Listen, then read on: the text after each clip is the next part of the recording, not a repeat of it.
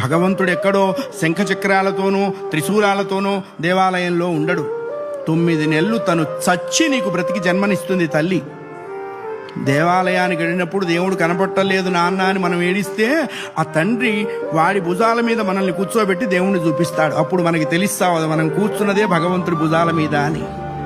తల్లిదండ్రులకి గుళ్ళు కట్టించక్కర్లేదు, కట్టించిన గుళ్ళ ముందు వాళ్ళని కూర్చోబెట్టకుండా ఉంటే చాలు. అది నేర్చుకోవాలి. మనం బ్రతికుండగా వాళ్ళ అనాథాశ్రమాల్లో ఉండటం ఏంటండి? ఇంకంతకంటే పాపం ఏదైనా ఉందా?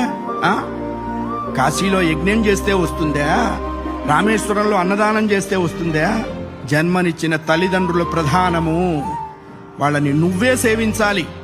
భగవంతుని సేవించకపోయినా నష్టం లేదు, బోల్డు మంది ఉన్నారు. జన్మనిచ్చిన తల్లిదండ్రుల్ని సేవించాలి, అది కర్తవ్యము.